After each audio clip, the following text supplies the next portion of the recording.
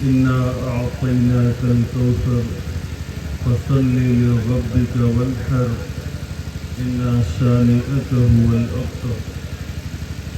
صدق الله العظيم وبلغنا رسوله النبي الأمين الكريم ونحن على ذلك لمن الشاهدين والشاكرين والحمد لله رب العالمين. عزیزان ملت اسلامیہ، مجھ سے پیشتر آپ نے معزز و محترم میرے انتہائی عزیز چھوٹے بھائی اور بہت ہی قابل عالم دین حضرت علامہ مولانا مفتی محمد عمران مصباحی صاحب سے ایک خطاب سماعت کیا. اس سے پیشتر حضرت مولانا محمد تفسیر صاحب سے بھی آپ نے خطاب سماعت کیا، جو ایک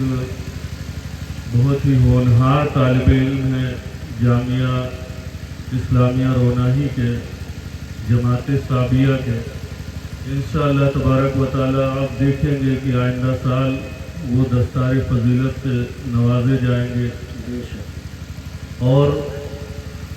ہم سب کی دعائیں ان کے ساتھ ہیں کہ اللہ تبارک و تعالیٰ انہیں ہر طرح سے عروج و ارتقاء عطا فرمائے. اور ہمارے چھوٹے بھائی مولانا فیضان رضا صاحب جو اس وقت ماشاءاللہ ہندوستان کی ایک عظیم یونیورسٹی جامعہ اشرفیہ مبارک پور میں زیر تعلیم ہیں، جو بھی ابتدائی مراحل سے گزر رہے ہیں، اللہ تبارک و تعالیٰ سے دعا ہے کہ وہ انہیں اپنے ان تمام مراحل میں استقامت عطا فرمائے. آمین آمین. اور ہر طرح کی پریشانی کا ڈٹ کر مقابلہ کرنے کی توفیق عطا فرمائے. آمین. دیگر معزز مہمان گرامی جو سبھی قابل احترام ہیں، بالخصوص میرے استاد گرامی حضرت حافظ و قاری نور عالم صاحب دامہ ظلہ علینا، جن کی دعائیں ہمیشہ میرے ساتھ ہیں، اور انشاءاللہ تبارک و تعالی ان کی دعاؤں نے اگر ساتھ دیا تو بندہ ناچیر دنیا میں کچھ دین کا کام کرنے کی کوشش کرے گا. اللہ تبارک و تعالی ہم سب سے دین کا کام کرنے کی توفیق عطا فرمائے. آمین.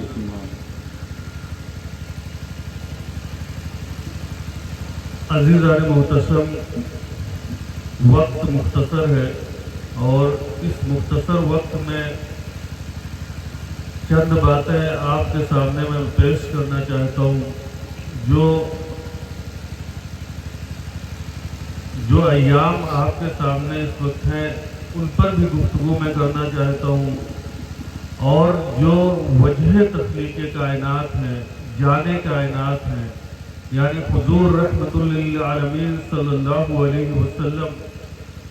ان کی ذات مبارکہ پر بھی کچھ گفتگو کر کے میں اپنے دامن میں نیکیاں اکٹھا کرنا چاہتا ہوں. اس لیے کہ میرے امام نے کہا، ہوتے کہاں خلیل و بنا کعبہ و منا، ہوتے کہاں خلیل و بنا کعبہ و منا، لولاک والے صاحبی سب تیرے گھر کی ہے، لولاک والے صاحبی سب تیرے گھر کی ہے. عزیزان محتشم، یہ جتنا کچھ آپ دیکھ رہے ہیں، جو بھی دنیا کی رنگینیاں ہیں، جو بھی یہ آپ کائنات میں وجود دیکھ رہے ہیں، یہ سب اگر کسی کا صدقہ ہے تو وہ ہمارے آقا مولا صلی اللہ علیہ وسلم کا صدقہ ہے. سبحان اللہ. عزیزان ملت،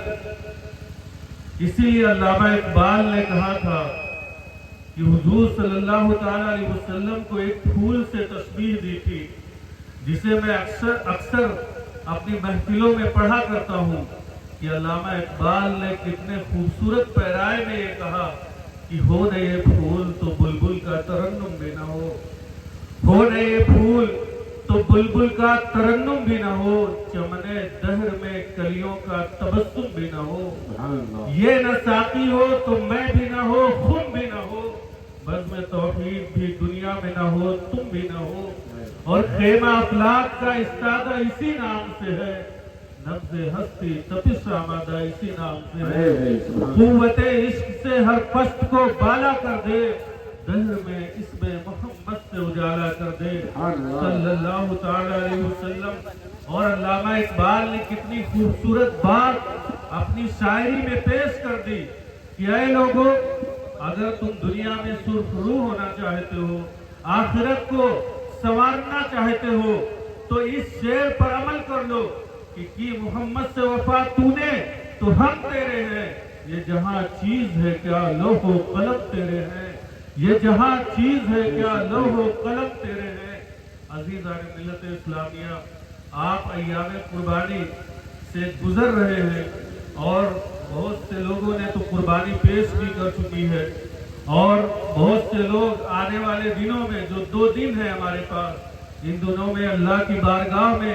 اس کا تقرب حاصل کرنے کے لیے، اس کا قرب خاص پانے کے لیے اللہ کی بارگاہ میں اپنے مال و اسباب کے ذریعے قربانی پیش کرنے کی سعادت حاصل کریں گے۔ آپ ذرا غور کریں کہ قرآن مجید میں جہاں اللہ تبارک و تعالیٰ نے قربانی کا حکم دیا ہے، اس پوری سورت کا آپ مطالعہ کریں کہ اللہ تبارک و تعالیٰ نے قربانی کا جہاں حکم دیا، اس سے آگے اور پیچھے اللہ نے کیا فرمایا۔ میں نے جس آیہ مبارکہ کی تلاوت کا شرف حاصل کیا، اللہ تبارک و تعالیٰ فرماتا ہے قرآن مجید میں سورۃ الکوثر میں، جو آپ سب کو یاد ہوگی، اِنَّا أَعْطَيْنَاكَ الْكَوْثَرَ، کہ اے محبوب ہم نے آپ کو الکوثر عطا کر دیا ہے، فَصَلِّ لِرَبِّكَ وَانْحَرْ، تو آپ اپنے رب کے لیے نماز پڑھیے اور قربانی کیجئے، اِنَّا شَانِئَكَ هُوَ الْأَبْتَرُ، اور اے محبوب بے شک آپ کے جو دشمن ہیں، جو آپ کے معاندین ہیں، جو آپ سے دشمنی اور عداوت رکھنے والے ہیں، وہ سب کے سب ابتر ہیں، وہ سب کے سب نیست و نابود ہونے والے ہیں، اور آپ کی ذات ہمیشہ سلامت رہنے والی ہے۔ سبحان اللہ۔ اب اس آیہ مبارکہ پر، اس سورہ مبارکہ پر ذرا تفصیلی گفتگو کرتے ہیں آپ کے سامنے کہ اللہ تبارک و تعالیٰ نے آخر اس سورت کو نازل کیوں کیا ہے، کیا ضرورت پیش آئی کہ اللہ رب العزت نے اس سورت کو قرآن مجید میں نازل فرمایا۔ تو آپ جب قرآن کا مطالعہ کریں گے، شان نزول پڑھیں گے،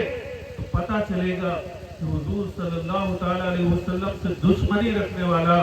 اپنے دل میں عداوت رکھنے والا، بغض و کینہ رکھنے والا، حضور سے حسد کرنے والا، آپ کے مقام و مرتبے سے جلنے والا ایک دشمن تھا، اور جب آپ کی اولاد دنیا سے رخصت ہوتی ہے، یعنی حضور صلی اللہ تعالیٰ علیہ وسلم کو جو اللہ رب العزت نے اولاد نرینہ عطا کی تھی، وہ اولاد جب انتقال کر جاتی ہے، وصال کر جاتی ہے، تو اس وقت اس دشمن نے آپ کو کہا کہ اے محمد آپ تو ابتر ہیں معاذ اللہ رب العالمین۔ ابتر کا معنی یہ ہوتا ہے کہ مقطوع النسل، یعنی کہ اب آپ کی نسل آگے بڑھنے والی نہیں ہے، آپ کی نسل تو ختم ہو گئی، لہذا آپ ابتر ہیں۔ صرف اتنا کہا تھا اس نے کیا کہا کہ آپ کی نسل ختم ہو گئی، اب آپ ابتر ہو چکے ہیں معاذ اللہ رب العالمین۔ حضور نے اس کا جواب نہیں دیا، حضور صلی اللہ تعالیٰ علیہ وسلم نے اس سے کوئی جواب نہیں دیا، بلکہ جواب کس نے دیا؟ جب میرے محبوب کو کسی نے ناراض کیا ہے تو کبھی تبت یدا نازل ہوئی ہے، کبھی جو ہے ظلم بعد ذالک ظلیم نازل ہوئی ہے، یعنی کہ جب اللہ کے محبوب کی شان میں کسی نے گستاخی کی ہے تو جواب محبوب نے نہیں دیا ہے بلکہ محبوب کے رب نے دیا ہے۔ یہاں بھی گستاخی کرنے والا ایک دشمن تھا، اس نے حضور کو دکھ دیا تھا، حضور کے دل کو تکلیف پہنچائی تھی، اور آپ کی اولاد جب دنیا سے وصال کر گئی تو آپ کو مقطوع نسل کہہ دیا، آپ کو ابتر کہہ دیا۔ اس کا جواب اللہ تبارک و تعالیٰ نے قرآن مجید میں نازل فرمایا، اور اس سورت کو نازل فرما کر آپ کی شان کو بھی اجاگر کر دیا، فرمایا اے محبوب اِنَّا أَعْطَيْنَاكَ الْكَوْثَرَ، ہم تو آپ کو الکوثر عطا کرنے والے ہیں، ہم نے آپ کو تو تمام خوبیاں عطا کر دی ہیں، ہم نے آپ کو کثیر امت عطا کر دی ہے، ہم نے آپ کو جنت عطا کر دی ہے، ہم نے آپ کو کائنات کی ہر دولت عطا کر دی ہے، ہم نے آپ کو علم غیب عطا کر دیا ہے، ہم نے آپ کو نورانیت عطا کر دی ہے، آپ کے جیسا تو ہم نے کسی کو نہیں بنایا۔ اسی لیے کبھی آپ کے صحابہ جب آپ کو دیکھتے ہیں تو وہ کہنے پہ مجبور ہو جاتے ہیں کہ وہ احسن منک لم تر قط عینی واجمل منک لم تلد النساء، کہ یا رسول اللہ ہماری آنکھوں نے تو آپ سے زیادہ حسین و جمیل اب تک کسی کو دیکھا ہی نہیں، اس لیے کہ کسی ماں نے آپ سے زیادہ خوبصورت پیدا ہی نہیں کی۔ سبحان اللہ سبحان اللہ۔ میرے امام کیا کہتے ہیں کہ وہ کمال حسن حضور ہے کہ گمان نقص جہاں نہیں، وہ کمال حسن حضور ہے کہ گمان نقص جہاں نہیں، یہی پھول خار سے دور ہے، یہی شمع ہے کہ دھواں نہیں۔ عزیزان محترم، آپ غور کریں کہ ایک بندہ، ایک شخص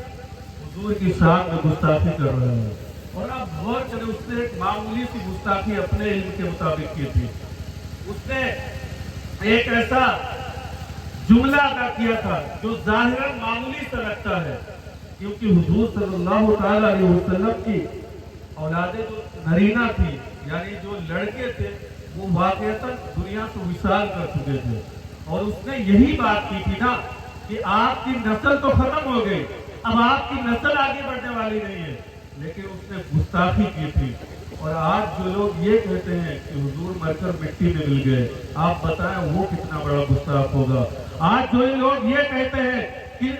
جس کا نام محمد یا علی ہو وہ کسی چیز کا مالک و مختار نہیں، آج جو لوگ یہ کہتے ہیں کہ اللہ کی شان کے آگے تمام مخلوق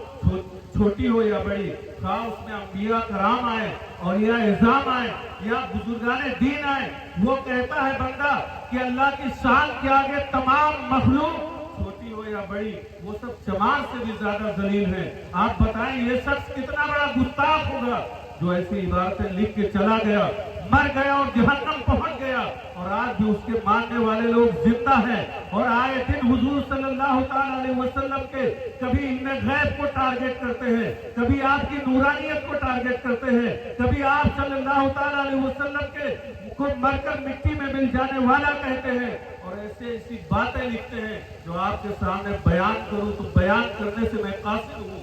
جب اس طرح کی گستاخیاں آج ہو رہی ہو تو آپ غور کریں کہ اگر قرآن نازل ہو رہا ہوتا تو آج اس کے لیے کیسا جواب اللہ تبارک و تعالیٰ دیتا۔ اتل بعد ذالک زنیم کو یاد کریں کہ ولید بن مغیرہ نے جب حضور کی شان میں گستاخی کی تو اللہ تبارک و تعالیٰ اس کے 10 عیب گنائے، 9 عیب گنانے کے بعد 10واں عیب جو گنایا وہ یہ تھا کہ ولید بن مغیرہ جس نے حضور صلی اللہ تعالی علیہ وسلم کی شان میں گستاخی کی ہے، یہ اپنے باپ کی اصلی اولاد نہیں، یہ کسی انسان نے نہیں کہا تھا، بلکہ شان کس کی تھی؟ محبوب کی تھی۔ حضور صلی اللہ تعالی علیہ وسلم کی شان میں گستاخی کی گئی تھی، اور جواب کس نے دیا تھا؟ اللہ رب العزت نے دیا تھا کہ اے محبوب، اس بندے نے، اس حرام خور نے جس نے آپ کی شان میں گستاخی کی ہے، یہ تو اپنے باپ کی اصلی اولاد نہیں ہے، اس کی حیثیت ہی کیا ہے کہ آپ کی شان میں کوئی جھکنا ہے۔ نعرہ تکبیر، نعرہ رسالہ، عرس مقدس، نعرہ تکبیر، نعرہ رسالہ، سبحان اللہ۔ میں مکمل تفصیل میں نہیں جاتا، بس مختصراً آپ کے سامنے عرض کرنا چاہتا ہوں کہ اللہ تبارک و تعالیٰ کے نبی ہمارے اور آپ کے آقا و مولا حضور صلی اللہ تعالی علیہ وسلم کی شان میں آپ کی اولاد نرینہ کے رخصت ہو جانے کے بعد ایک بندے نے جب آپ کو مقتول نسل کہا، اس دشمن نے اپنی دشمنی کا، اپنی اناد کا اظہار کیا، اللہ تبارک و تعالیٰ نے فرمایا اِنَّا أَعْطَيْنَاكَ الْكَوْثَرَ، کہ اے محبوب ہم نے آپ کو الکوثر عطا کر دیا ہے۔ اب آپ غور کریں، جب اس کا ترجمہ آپ دیکھیں گے قرآن مجید میں تو بعد میں ترجمہ یہ کیا، جیسے میرے امام نے ترجمہ کیا کہ اللہ اے محبوب ہم نے آپ کو تمام خوبیاں عطا کر دی، کسی نے ترجمہ یہ کیا کہ اے محبوب ہم نے آپ کو خیر کثیر عطا کر دیا، کسی نے ترجمہ یہ کیا کہ جنت میں ایک نہر ہے جس کا نام ہے کوثر، اے محبوب ہم نے آپ کو وہ نہر عطا کر دی، کسی نے یہ ترجمہ کیا کہ کائنات کی تمام خوبیاں، تمام کثرتیں آپ کو عطا کر دی۔ لیکن آپ غور کریں کہ اگر آپ یہ ترجمہ لیں کہ جنت عطا کر دی، یا یہ لیں کہ الکوثر کا معنی ہے حوض کوثر، یعنی جنت میں ایک نہر ہے جس میں شہد سے زیادہ میٹھا اور دودھ سے زیادہ سفید اور مشک سے زیادہ خوشبودار نہر ایک رواں ہے، اور اس کا پانی جب ہم پیئیں گے حوض کوثر کا تو کبھی ہمیں پیاس نہیں لگے گی، कब? जब क़यामत का दिन होगा, ये उम्मत प्यास के मारे तड़प रही होगी, उस वक्त हुजूर सल्लल्लाहु ताला अलैहि वसल्लम अना लहा कहकर बुला रहे होंगे। तमाम अंबिया के पास जब जाएंगे, आपने अभी पीछे सुना कि तमाम अंबिया ये कह रहे होंगे इज़हबू इला गैरी, इज़हबू इला गैरी, इज़हबू इला गैरी। यानी जब हम आदम के पास जाएंगे, ये तमाम उम्मत जाएगी, तो आदम कहेंगे मेरे अलावा किसी और के पास जाओ। शीश के पास जाएंगे, वो कहेंगे इज़हबू इला गैरी, मेरे अलावा कहीं और जाओ। मूसा के पास जाएंगे, वो कहेंगे इज़हबू इला गैरी, मेरे अलावा किसी और के पास जाओ। ईसा के पास जाएंगे, वो भी यही कहेंगे। उसके बाद वो इशारा करेंगे कि जाओ आखिरी नबी हुजूर अहमद मुस्तफ़ा मोहम्मद मुस्तफ़ा सल्लल्लाहु ताला अलैहि वसल्लम के पास जाओ। आज वही हम सब के फरियाद रस होंगे और वही हमारे माओ मलजा होंगे और वही कह रहे होंगे अना लहा कि ऐ मेरी उम्मत आओ, मैं तो इसी के लिए हूँ, मैं तो तुम्हें हौज़े कौसर के जाम पिलाने के लिए हूँ। तो उस वक्त जो जाम हमें मिलेगा तो तमाम प्यास हम भूल चुके होंगे। जो हमें प्यास तड़पा रही थी, उस प्यास को हम भूल जाएंगे और ऐसा मीठा शरबत होगा जिसका हम दुनिया में तस्वुर भी नहीं कर सकते। लेकिन आप गौर करें, अगर ये माना लिया जाए कि ऐ महबूब हमने आपको हौज़े कौसर अता कर दिया, हमने आपको हौज़े कौसर अता कर दिया, तो जन्नत में एक नहर है, उस नहर का नाम है हौज़े कौसर। और हुजूर सल्लल्लाहु ताला अलैहि वसल्लम से अल्लाह क्या फरमाता है? इन्ना आतैना कल कौसर, या महबूब हमने आपको अता कर दिया अल कौसर, यानी हौज़े कौसर। तो अगर आप हौज़े कौसर लेते हैं तो कुरान का आप मुताला करें और देखें कि अल्लाह तबारक व तआला फरमाता है वलिमन खाफा मकाम रब्बिही जन्नतान, कि अगर कोई बंदा अपने रब की बारगाह में खड़ा हो और उसके दिल में खौफ लिल्लाहियत हो, वो अल्लाह की बारगाह में डरते हुए अपने आप को खड़ा करे, रोए और गिड़गिड़ाए, वो अल्लाह की बारगाह में फरियाद करे और अल्लाह से माफी मांगे, इस्तिग़फ़ार करे, तो अल्लाह फरमाता है जन्नतान, हम उसे 2 जन्नतें अता करेंगे। और करें अल्लाह तबारक व तआला क्या फरमाता है? कोई आम बंदा, कोई मोमिन अगर वो अल्लाह की बारगाह में डरता हुआ खड़ा हो जाए, अपने गुनाहों से इस्तिग़फ़ार करे, माफी मांगे और शर्मिंदा हो, नादिम हो जाए, तो अल्लाह तबारक व तआला उसे माफ कर देगा और उसे 2 जन्नतें अता करेगा। आप गौर करें। उसके अलावा आप देखिए हुजूर सल्लल्लाहु ताला अलैहि वसल्लम इरशाद फरमाते हैं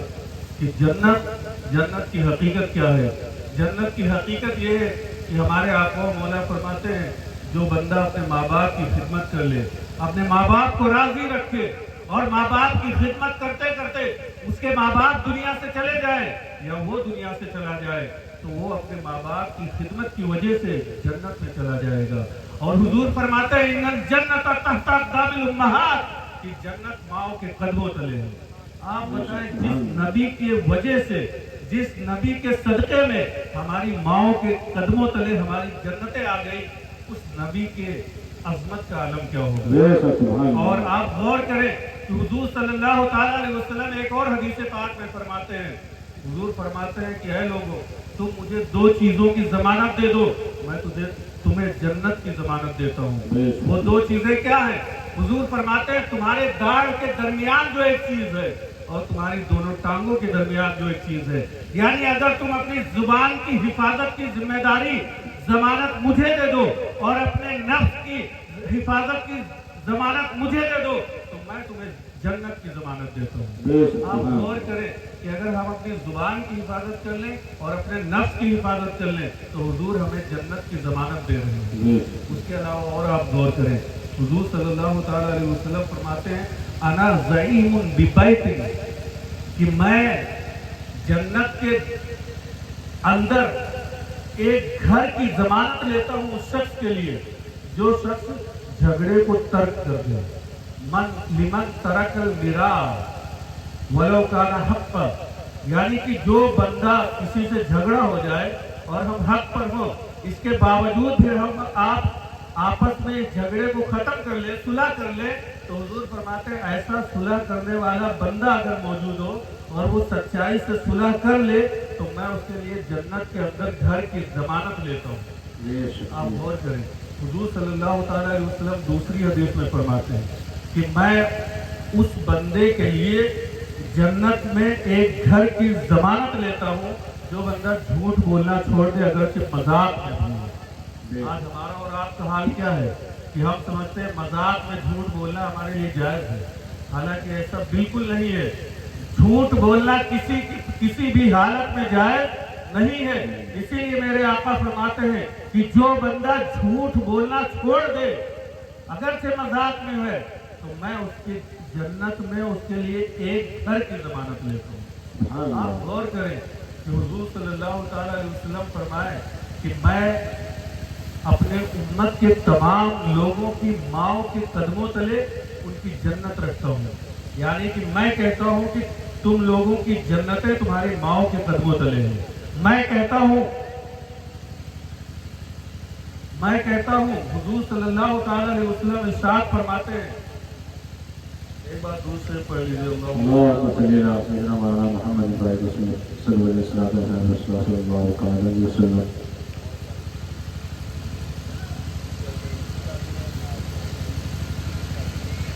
बस 5 मिनट के वक्त में मैं इंशाल्लाह अपनी गुफ्तगू खत्म।